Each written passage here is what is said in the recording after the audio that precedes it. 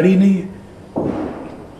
گاڑی تو آپ کے پاس ہے, گاڑیاں تو 2 ہیں. نہیں, وہ اب میری نہیں ہے, میں میڈم دے چکا ہوں, میں واپس نہیں. لیکن وہ استعمال نہیں کرنے دیتے نا, بالکل استعمال نہیں کرنے دے رہے. اپنے وہ یہی ہے کہ میں نے 9 بجے جانا ہے اپنے کام پہ, دوسرا بیٹا کہتا ہے 10 بجے میں نے جانا ہے, تو وہ ان کو وہ ٹائم نہیں دیتے, وہ بزی ہیں. ٹھیک ہے, بالکل. تو میں ایک دن باہر نکلا ہوں مین روڈ پہ, رکشے کے لیے کھڑا تھا. میں نے رکشے کو ہاتھ دیا, رکشہ نہیں کھڑا ہوا. 2 اسٹوڈنٹ جا رہے تھے, جوان لڑکے, تو اس نے کہا اوے علی اعجاز. میں سن رہا ہوں, وہ کہتا ہو رکشے نو ہاتھ دیتا سوچ کھلوتا نہیں, چل انو رکشہ لیا دئیے. دوسرا کہندا وہ چھڈ پرے, ایکٹراں دا اخیر بڑا برا ہوندا ہے, بہت برا ہوندا ہے. یہ ٹھیک ہے, آپ پہ لب لے گا. آپ یقین کیجئے کہ میں دیوار کی طرح منہ کر کے وہ روتا رہا. مجھے سمجھ میں نہیں آتا کہ یہ چیز بس وہ یہ ان کے گھر کی جو ان کی وائف کا مسئلہ ہے وہ بہت عجیب سا ہے. اتنا برا بات یہ ہے قمر صاحب, میاں بیوی کے اختلافات ہو جاتے ہیں اور ہوئے ہوں گے جوانی میں, لیکن سوچ یہی آتی ہے کہ پروردگار تو شہنشاہی کیوں دکھاتا ہے جب پھر فقیری دینی ہوتی. ایک وہ وقت تھا کہ 20 گاڑیاں لی اعجاز کے گھر کے باہر کھڑی ہوتی تھی, شوٹنگ والے آتے تھے, مصروف ہوتا تھا, اور ہر سال 0 مائلج کرولا لیتا تھا اور سفر کرتا تھا, انجوائے کرتا تھا, کام کرتا تھا, اور عزت بھی ہوتی تھی. اب بتائیے, رکشے میں بیٹھتا ہوں تو جتنی دیر رکشہ چلتا رہتا ہے, رکشہ ڈرائیور میرا انٹرویو کرتا ہے کہ پاجی گڈیاں کتنے نے, تسی کیوں رکشے تے جا رہے ہو, کی ہویا, تسی تے بڑی بادشاہی دیکھی ہے.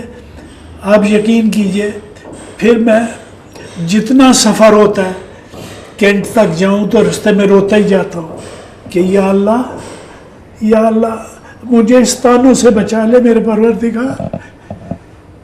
ایک دفعہ پھر بادشاہی دے دے, پھر میں غلطیاں نہیں کروں گا جو مجھ سے ہوئی ہے, میں غلطیاں نہیں کروں گا.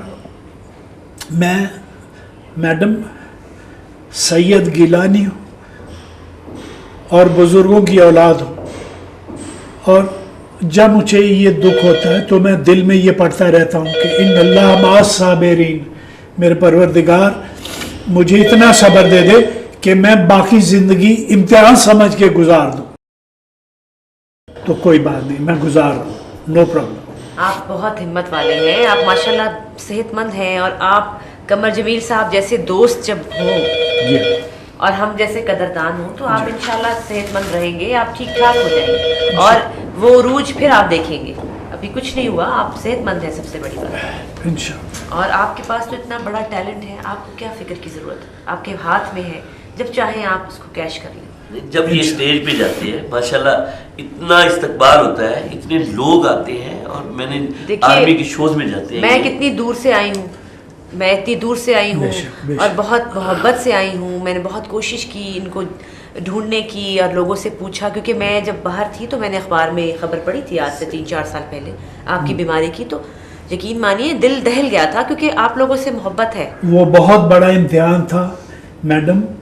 آپ یقین کیجئے کہ اس بیماری میں مجھے ایک چیز عیاں ہوئی.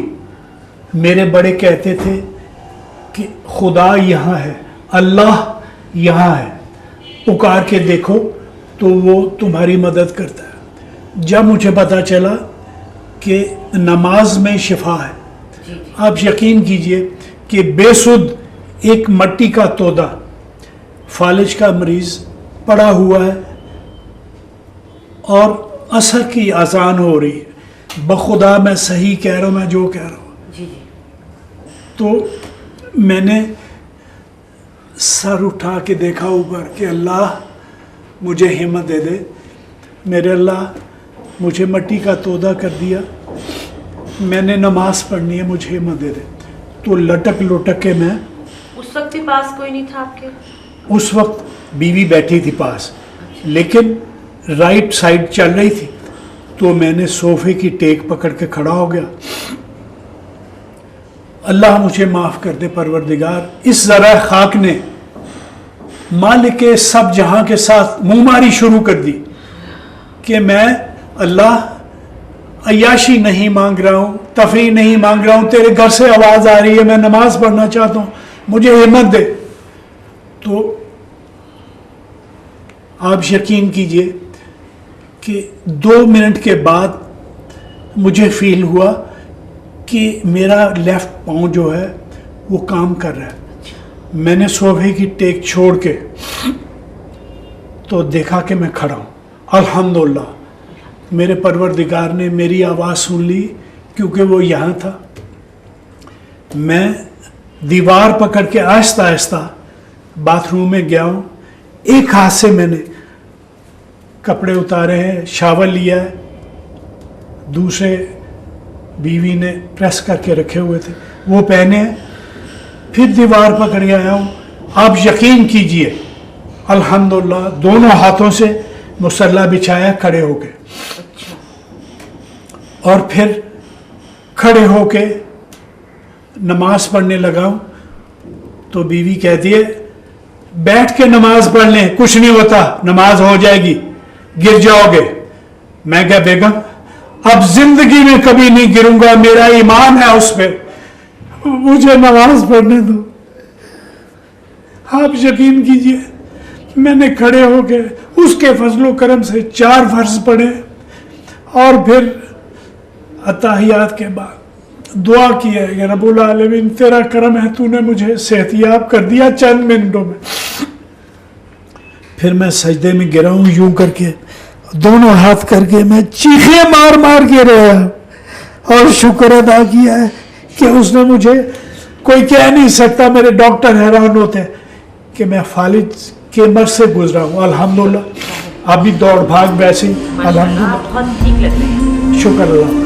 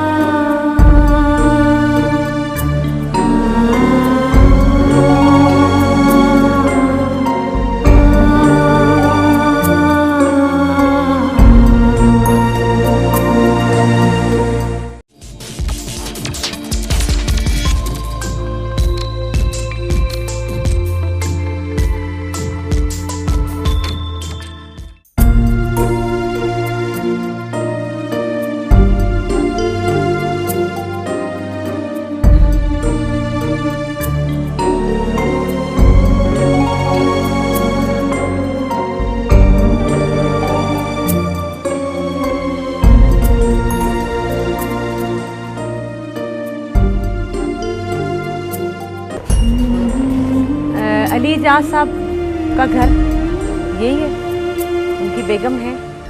पैसे मुक गए तो सब रुस गए। अब मैं फुकरा हूँ, मैं टीवी लॉन्ज में जाके बैठता हूँ,